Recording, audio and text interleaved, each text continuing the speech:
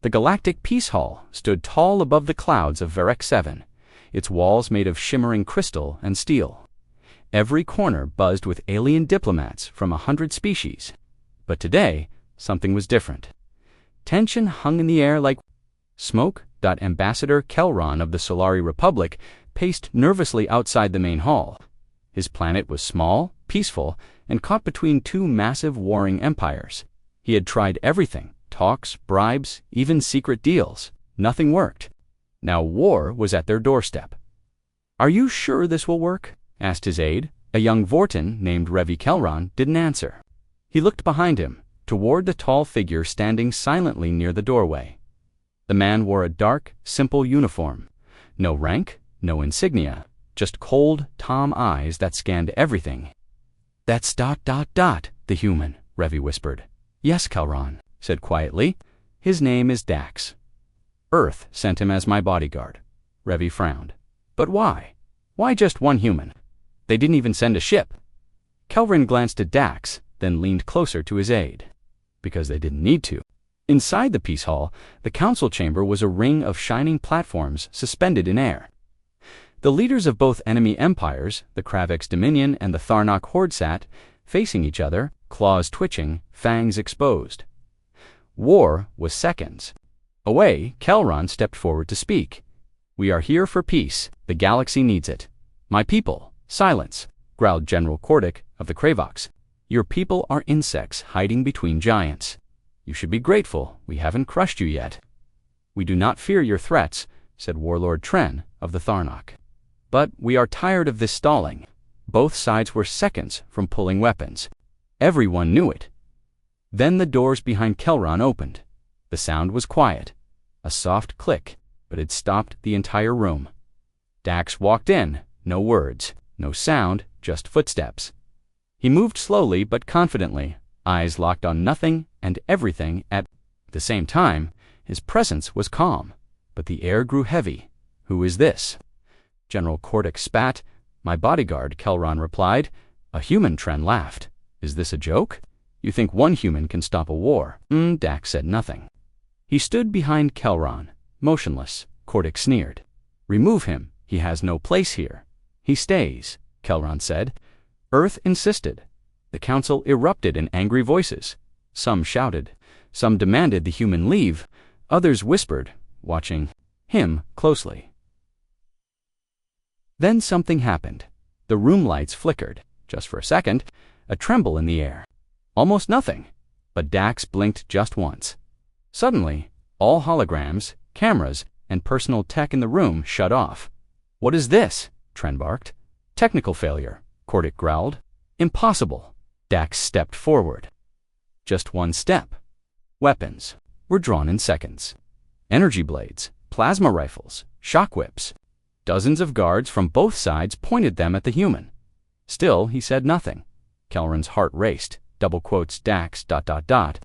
But Dax didn't move again. A Kravex soldier twitched. His clawed finger pressed the trigger. What happened next was hard to see. A blur, a flash. The soldier dropped. Not dead and every weapon in his hands had been dismantled and scattered on the floor. Then the next guard moved. He didn't even finish his swing. Dax was already behind him. 10 more guards fell. No blood, no screams, just silence. The room froze. Everyone was still. Dax stood in the center now, breathing slowly. In 3 minutes, every armed guard had been neutralized. No one had seen him move. No one knew how he had done it. General Kordic stood, fists shaking. "What is this creature?" Warlord Tren's voice was low.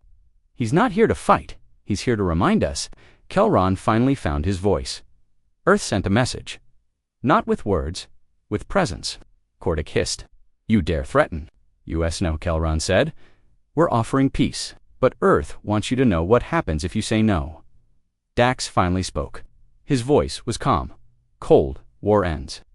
Or else." 4 words.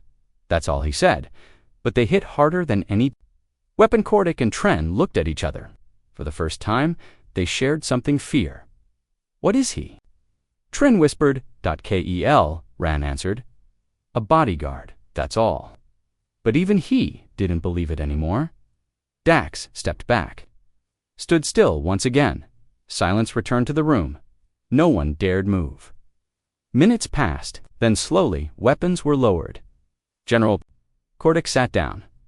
"We will talk." Warlord Tren nodded. "Yes, peace first."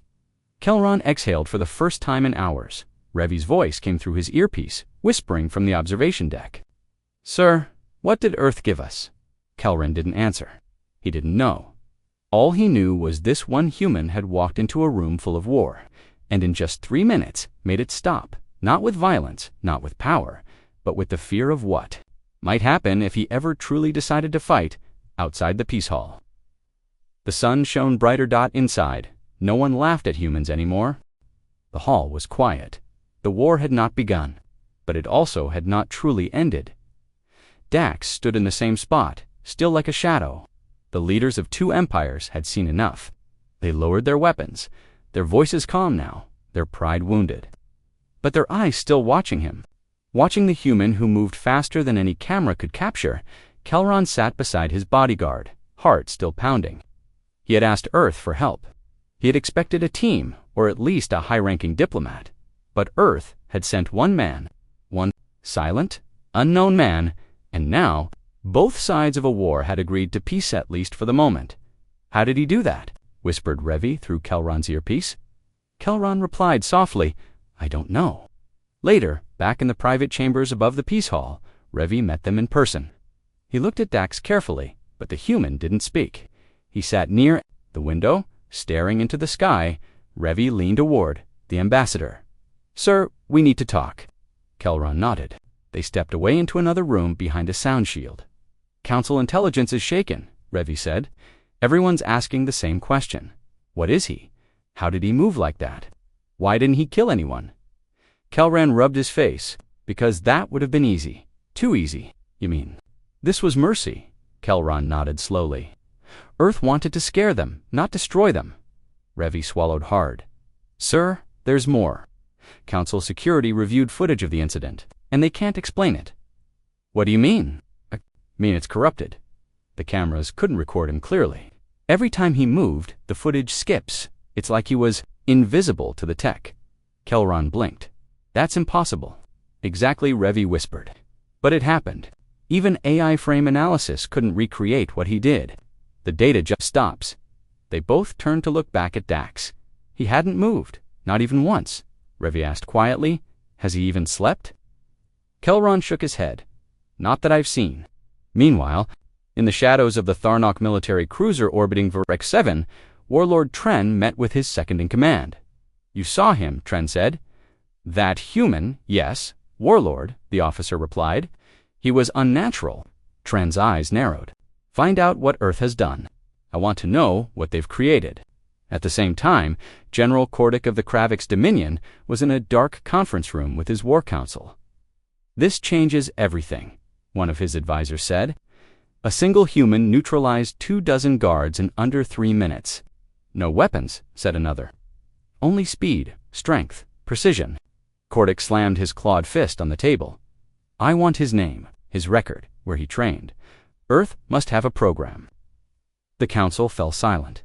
One advisor finally spoke. "General, there is no public record of him." Cordic stared. "Then check the hidden ones." "We did. He doesn't exist." Back in the Solari diplomatic suite, Kelron finally sat across from Dax. "Do they know?" Kelron asked. Dax's voice was calm, deep, "They suspect, but they don't understand.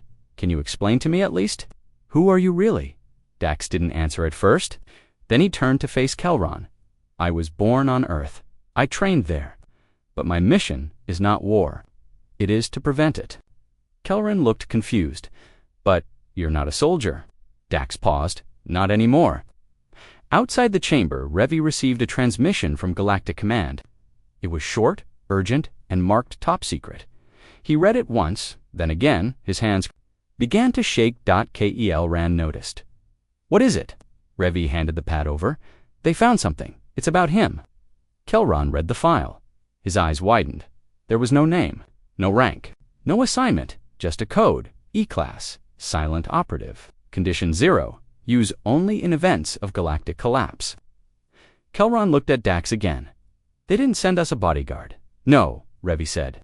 They sent us a warning.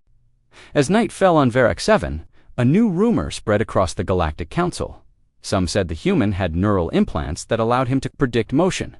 Others believed he had been genetically altered beyond recognition. A few whispered that he wasn't human at all that Earth had. Sent something else wearing human skin, but no one really knew. That mystery kept them awake. Later, in a secret chamber beneath the Kravix flagship, General Kordic met with a black market tech broker. Do you have it? The general asked. The broker opened a small cube. Inside a glowing device pulsed with unknown energy. It's human tech, the broker said, stolen from a crashed scout ship decades ago. Kordic leaned in. Will it work against him? The broker smiled. If you're lucky. At the same time, Warlord Tren sent an assassin, a shapeshifter trained in infiltration, to follow the human. Orders were clear. Do not engage. Just watch. But the assassin never came back. Only a single line of text appeared on the Warlord's private console hours later. I saw him watching me before I moved. The screen blinked, then turned black dot back on Varec 7. Dax walked the upper balcony of the Peace Hall alone. The stars above looked peaceful, but he knew better. Kelron joined him. They're afraid of you, he said softly. They should be, Dax replied, but not for the reason they think. What reason then? Dax looked at the sky. Because Earth doesn't want war, but if pushed, we won't hold back. Kelron said nothing. Dax continued. They think I ended the war in 3 minutes. Kelron looked at him. You didn't? Dax's eyes narrowed. I only showed them the beginning. And then, as the wind blew across the balcony, Dax walked back into the shadows, silent, alone, and somewhere deep in the galaxy. Fear began to grow. The silence after Dax's warning still echoed in every corner of the Galactic Peace Hall. The war hadn't begun. But it hadn't truly ended either. Warlord Tren sat alone in his cruiser, staring at the dark screen in front of him. His best assassin had vanished. No message, no signal, just a single line of text before everything went black. I saw him watching me before I moved. That one sentence made Tren's claws tighten around his chair.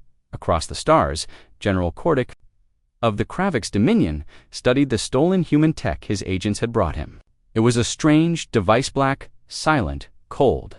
It pulsed like a heartbeat. No one knew what it did, but the broker had said one thing clearly. It reacts to them. No, the broker had said, to those like him. Back on Varec 7, Ambassador Kelron stood before a high-security window in the Peace Hall, watching Dax walk slowly through the gardens. He moved like a shadow with purpose. She stepped silent but firm. Revy stood beside him, nervous. Sir, I've been hearing things. Council chatter? Military leaders are scared. But not just of Dax. Of Earth. Kelron nodded slowly. There. Starting to understand. But here's what I don't get, Revy said. Why only him?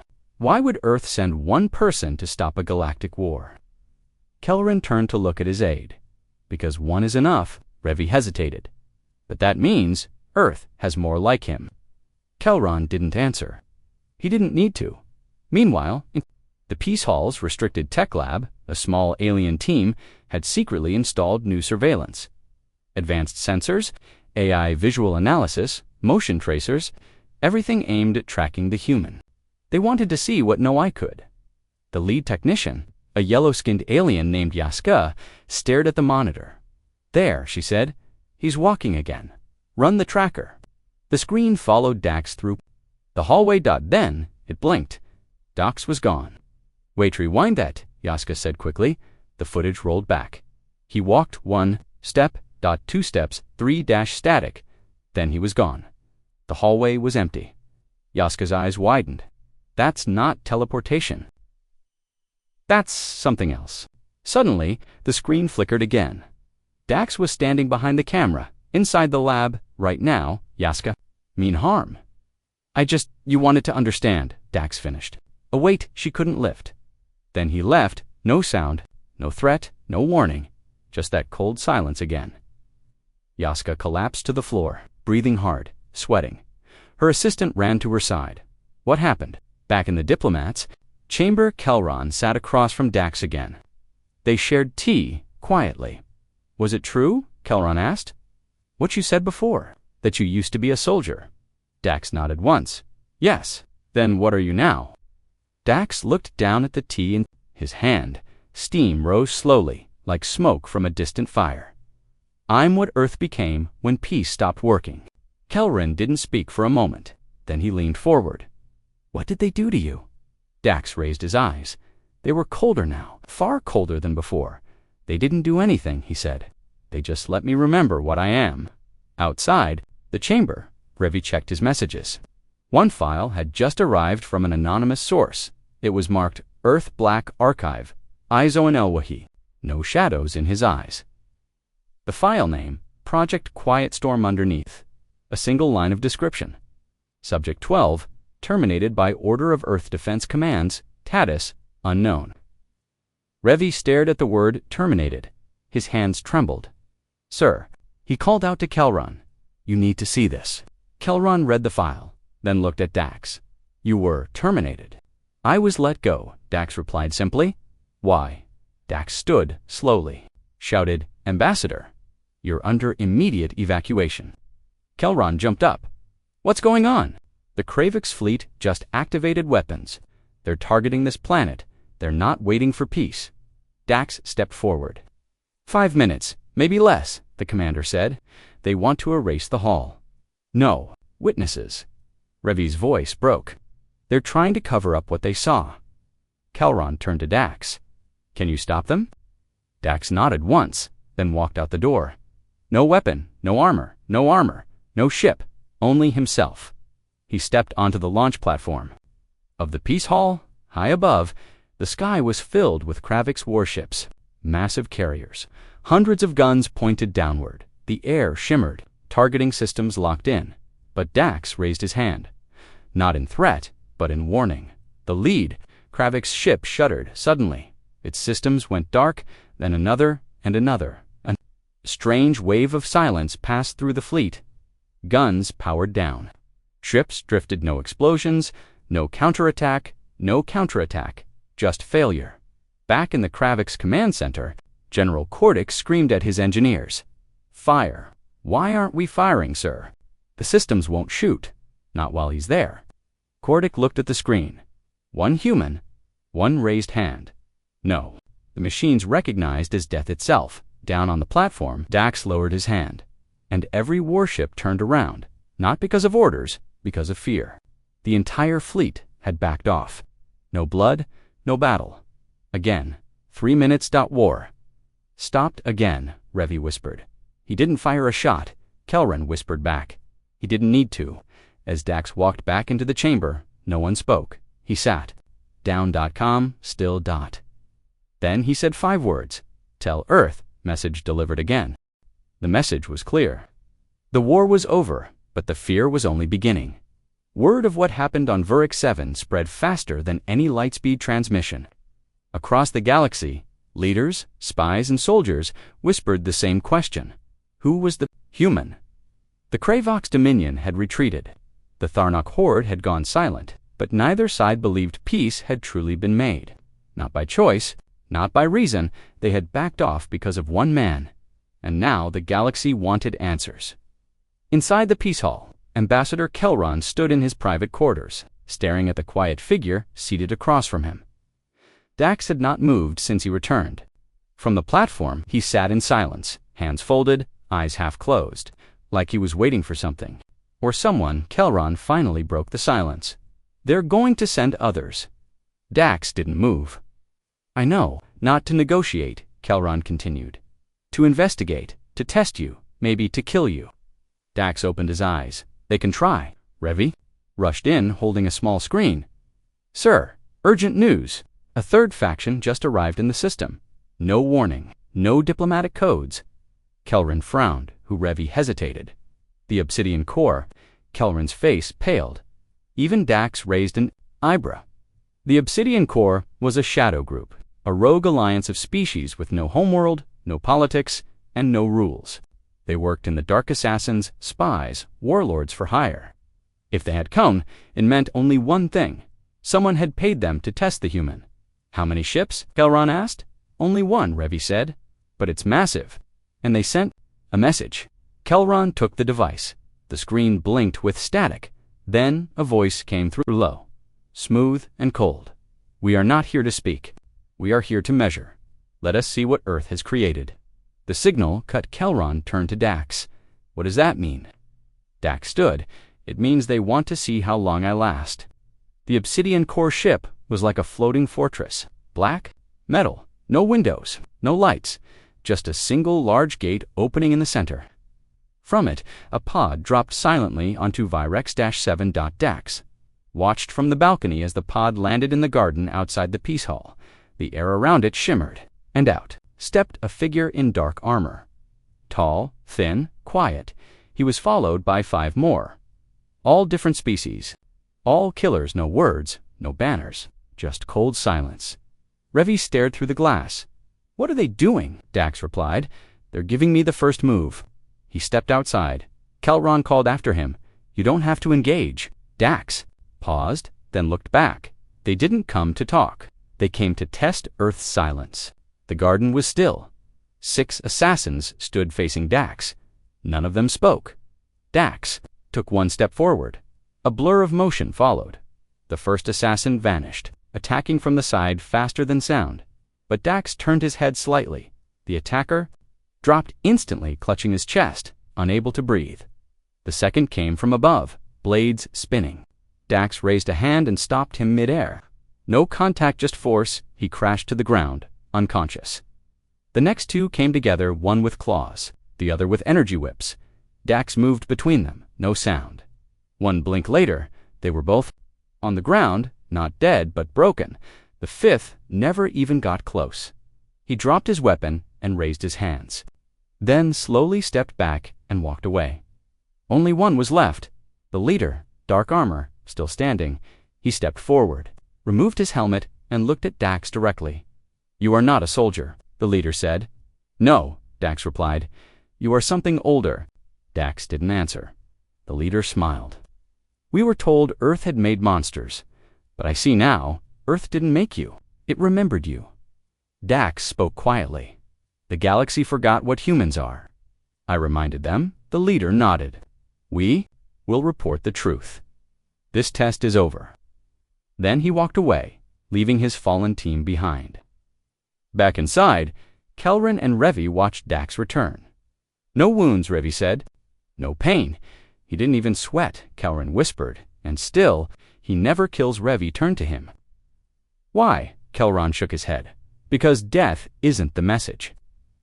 Later that night, a secret call reached the high chair of the Galactic Council. A voice on the other end spoke quickly. "We confirmed it. The humans, they're not hiding weapons. They are the weapons." The high chair leaned back slowly. "Then why only send 1? The voice answered. "Because if 1 failed, we'd know what came next." Back in the diplomatic wing, Dax sat quietly as usual. Kelron approached. "You knew they would come, didn't you?" Dax nodded. "Obsidian core always follows fear, and right now they smell it everywhere." Kelron asked, "Are we safe now?" Dax looked out the window. "At the stars, no," he said. "Now they know I exist, which means they'll wonder what else Earth is hiding." Revi entered with 1 last message from Earth. It had just arrived through encrypted channels. Kelron read it aloud. "Stand by," Observer 1 confirmed. "Threat, Matrix rising. Prepare for contact, Protocol 6. Revi looked confused. "What's Protocol 6? Dax finally spoke. "It means Earth isn't sending peacekeepers anymore," Revi asked slowly. "Then who are they sending?" Dax stood up and walked past him. He said only 1 word: "Witnesses." The Peace Hall was no longer a place of peace. The floors were clean, the lights still bright, and the guards still stood at their posts. But beneath all that, fear had taken root. The kind of fear that couldn't be spoken aloud, because Dax was still here, the human bodyguard who never spoke unless it mattered, who never attacked unless it was necessary, who ended war without lifting a weapon. And now, Earth had sent a message, a silent one that said, "Stand by, Protocol 6 is coming." Ambassador Kelron stood near the wide window of his chamber, hands behind his back, staring into the stars. Revi entered, holding a new datapad. "Sir, There's movement in the outer systems. 2 fleets are approaching, both from minor powers. Kelron turned. Here for diplomacy, no, Revi said. They're sending scouts. They don't believe what happened here. They think we made it up, Kelron frowned. They want proof, Revi nodded. They want to see the human for themselves. Dax sat in the corner, silent, still. He looked up. They won't find what they're looking for. He said softly. Kelron looked at him. Then what will they find? Dax stood. The reason Earth stopped sharing its secrets. The 2 fleets arrived 3 hours later. One belonged to the Zarin Confederacy, the other from the Droon Empire. Both were curious powers, neither allied to the Kravoks nor the Tharnok, but both hungry for knowledge and strength. From the Zarin flagship, a transmission came through. This is Commander Aelin. We request permission to speak directly with the human. Kelron looked at Dax. Up to you. Dax said nothing for a moment. Then, let them come, but only one each. 2 shuttles descended. From each, a single representative stepped out. One was a tall, silver-skinned Zarin, female with glowing eyes, the other, a Droon soldier in heavy red armor. They were led into the chamber. Where Dax stood waiting, Commander Aelin was the first to speak. We heard of what happened here. We thought it was exaggeration, Dax replied. It wasn't. The Droon soldier crossed his arms. We have fought humans before. They were strong, yes, but not like this. What are you? Dax stepped forward slowly. I am what Earth sends when warnings fail. Aelin studied him closely. You carry no weapon, no armor. You act alone. Yet even the obsidian core backed down. That doesn't make sense, Dax replied. It's because they looked into my eyes and saw the future they were not ready for. The Droon soldier scoffed. We don't fear the future, we face it. Dax turned toward him, then face this. He stepped closer. Suddenly the room changed, not physically, but the air grew cold. The light dimmed and, for a brief moment, both visitors saw something. Not a memory, not a dream, but a vision. Burning skies, ships falling like rain, silhouettes of humans walking through ash, untouched by fire, and Dax standing in the middle dash alone. Watching the galaxy fall, then it was gone.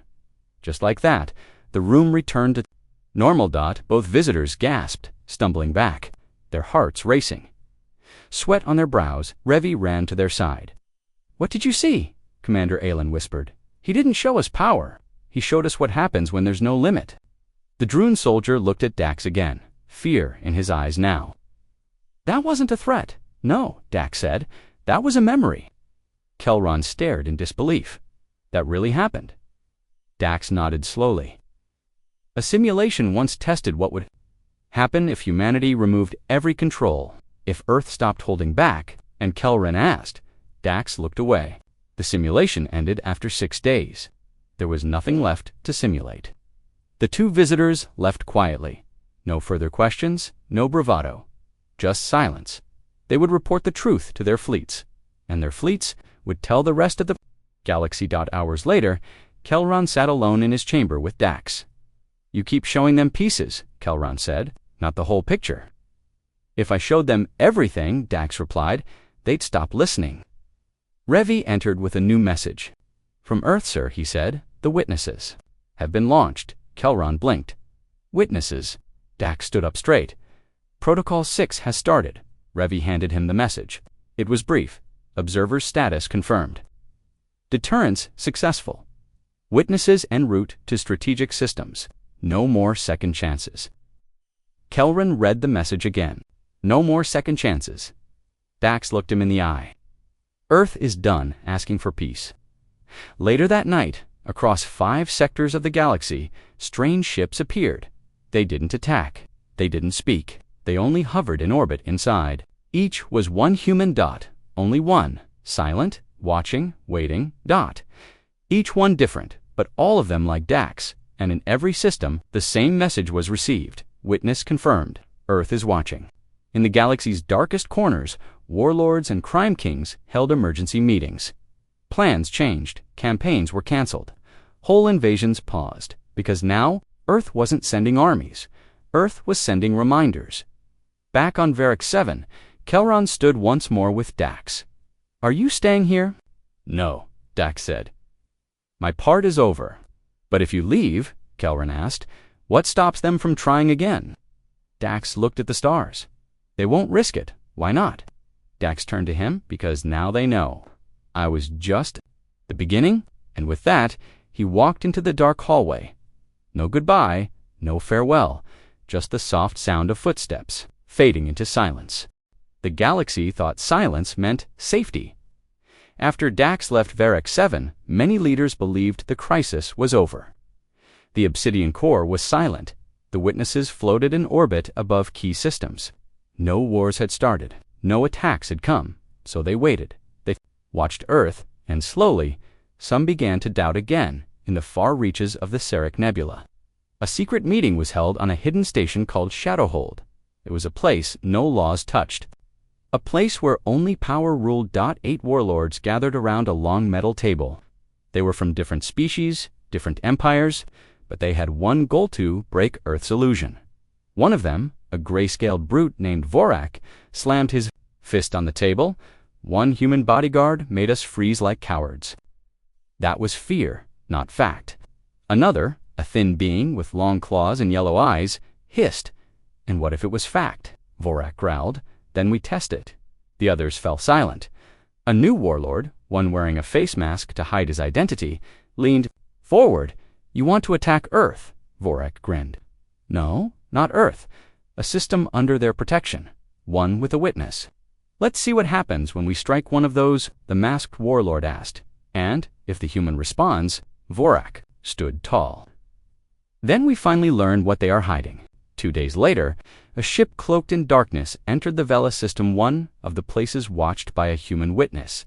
The planet below was peaceful. Farming world. No weapons, no military. But high above, orbiting alone, was the witness. His name was Ryan, a human in black armor.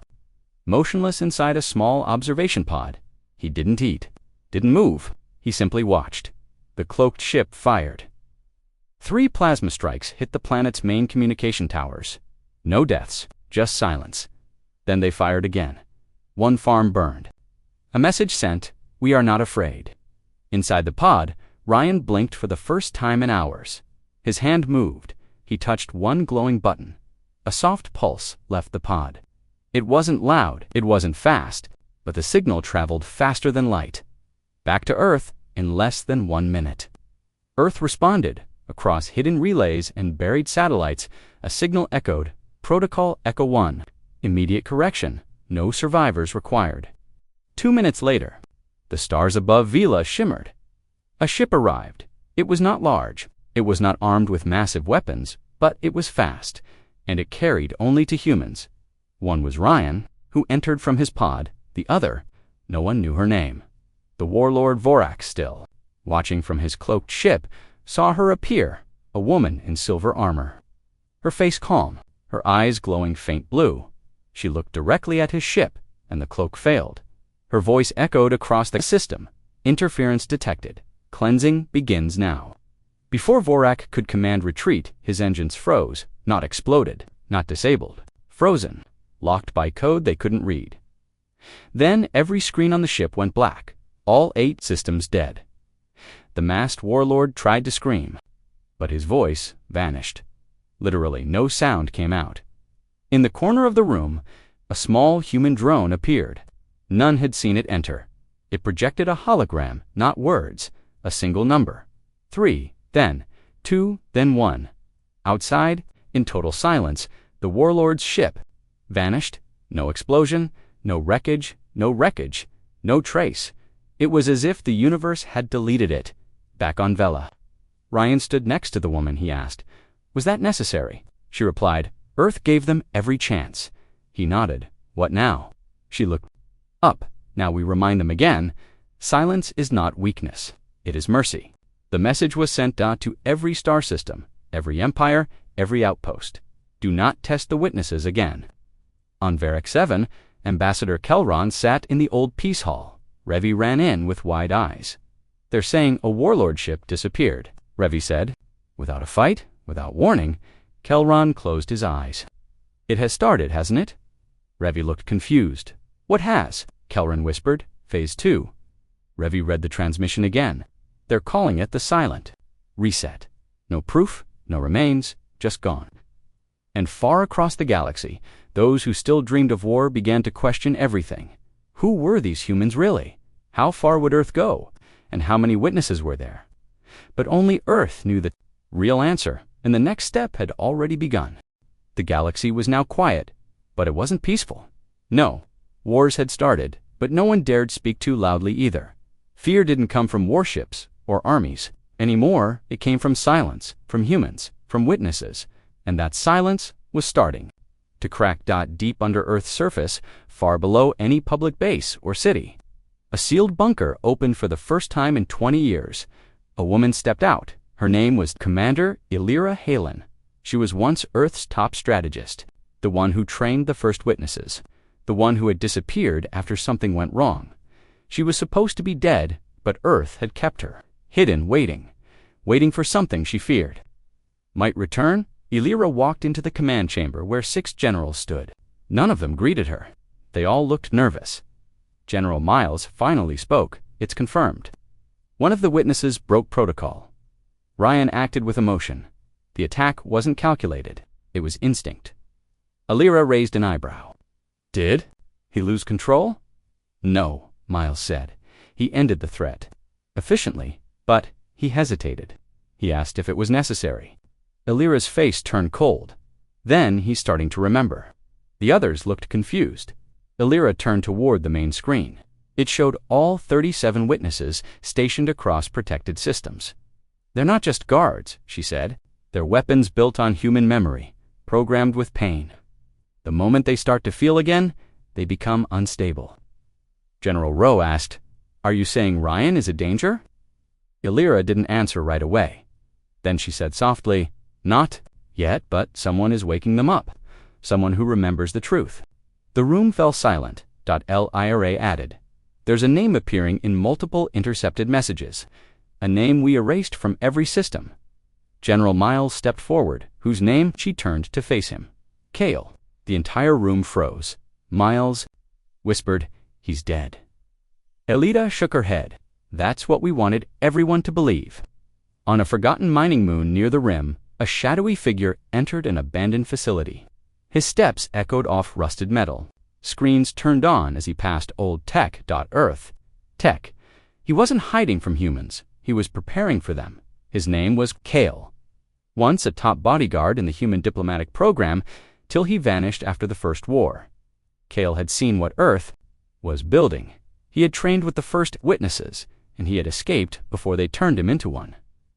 Now he moved in shadows, hacking into old networks, gathering proof, unlocking files no one dared open. A voice came from behind him. "You shouldn't be here." Kale didn't turn around. "I built this place," he said. "I'll go wherever I want." A tall human woman stepped out of the shadows. She wore no armor, no weapon, but her eyes glowed faint blue. A failed witness, one who never passed the final. Her name was Mira. "You said we'd never fight Earth," she whispered. Kale looked up. "I lied." He held up a cracked datapad. On it, an old image, the original witness team. He was there. So was Mira and Ryan. "They don't remember," Mira said. "They will," Kale replied, one by one.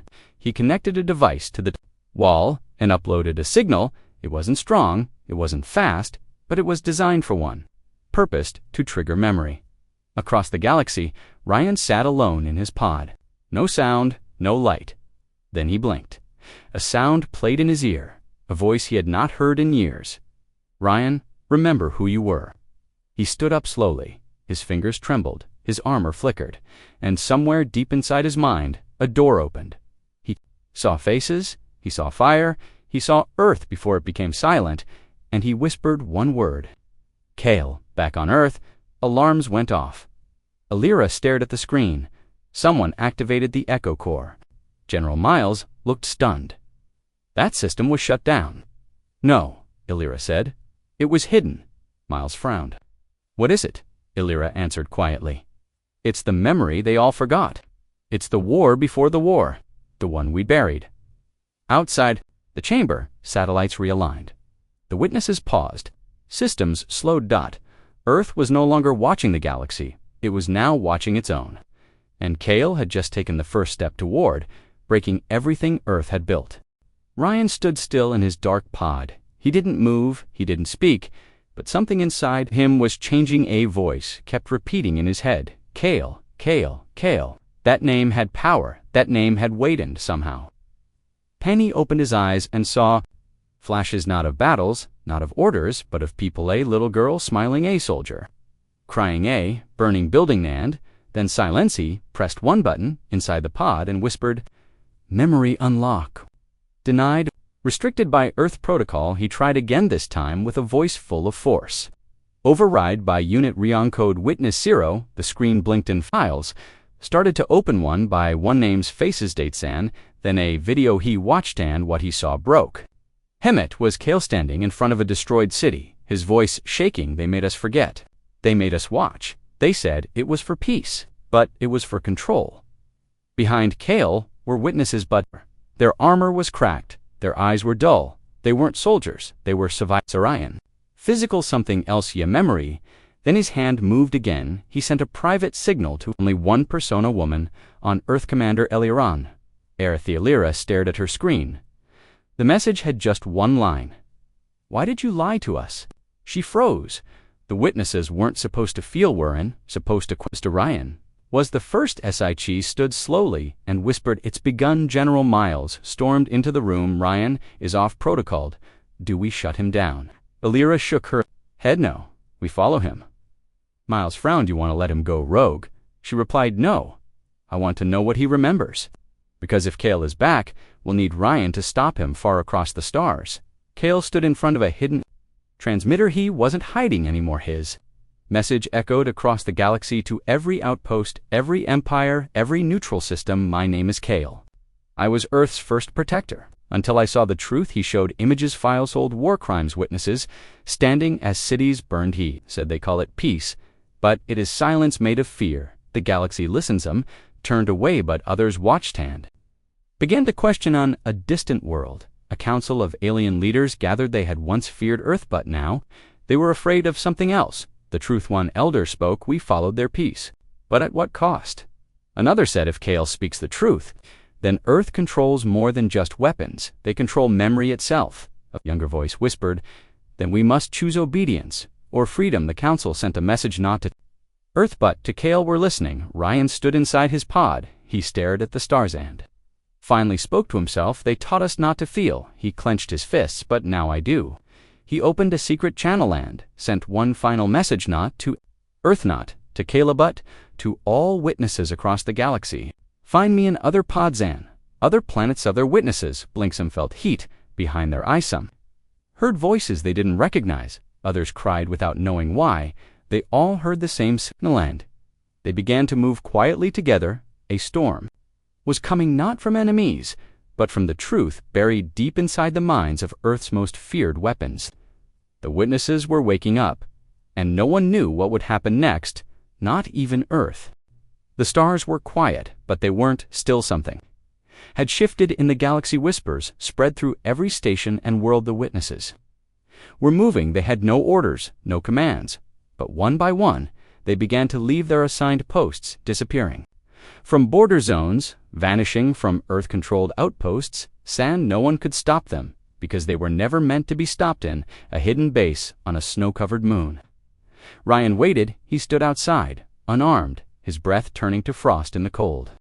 Here he didn't know who would answer his message, but he hoped he remembered Dan now. He wanted to know the truth. The sound echoed through the air boots, crunching snow. Ryan turned. A figure approached slowly. She wore old armor, scratched and faded. Her eyes glowed faint blue. It was Moroshi, stopped in front of him. I heard your call, she said. Ryan nodded. You'll remember too? Myra looked away. Not all of it, but enough. Behind her, more shapes appeared through the snow. 3, then 7, then dozens. All witnesses looked confused. Others looked broken, but they were coming not for war but for answers back on Earth. Alarms screamed through the deep vaults of Command. Coriolis stared at the main map. Witnesses across the galaxy were going dark, not destroyed, just disconnected. General Miles slammed his hand on the table. They're deserting. We need to activate Project Black Sun. Illyra stayed silent. Miles growled. You said this would never happen? You said they were safe. They were, she whispered until. We made them remember. Miles leaned forward. If they unite, Earth loses control. What's your plan? Illyra's eyes were cold. Kale is the key. We find him, we erase him again. Miles nodded. And if that fails? Illyra didn't answer, but her fingers hovered over a locked file witness protocol. 0, the final commanding. A dark station, orbiting a dead star. Kale watched the galaxy begin to twist. News feeds were changing. Empires that once feared Earth were questioning. Everything. Civilian protests had started in 3 systems. Alien ambassadors demanded open trials. They're not soldiers anymore. They're people, Kale replied calmly. That's what scares Earth the most. He uploaded one final piece of data into the network.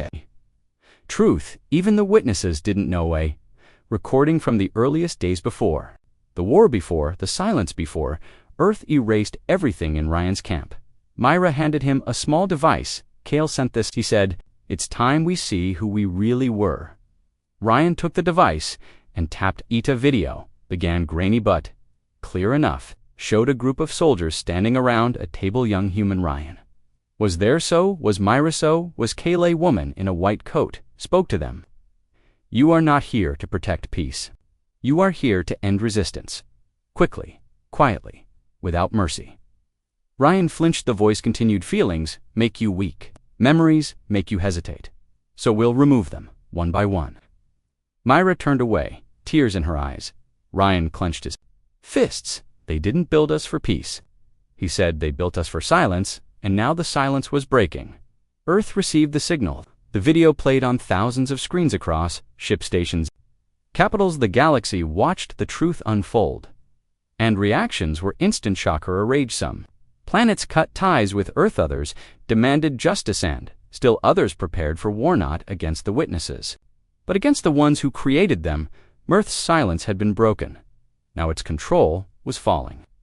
Illyra stared at the collapsing map. Her voice was calm but cold. Then we do it. Project Black Sun. Full reset. Miles hesitated. That will erase every witness.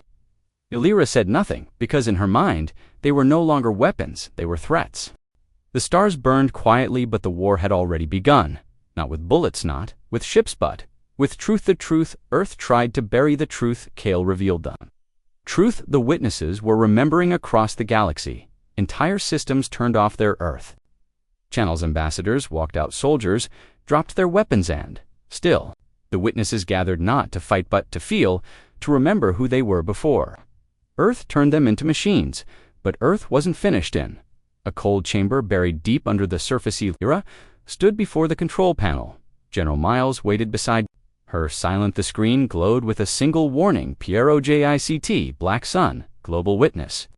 TERMINATO. And Miles whispered, there's still time to stop this. Illyra didn't look at him. Her hand hovered above the button. If we don't reset them now, she said, we lose everything. Or maybe, Miles replied, we finally let go. She pressed the button. In space, thousands of witnesses froze. Their systems lit up. Ready's flickered limbs, locked inside their minds. Something cold began to erase them. One by one, they collapsed.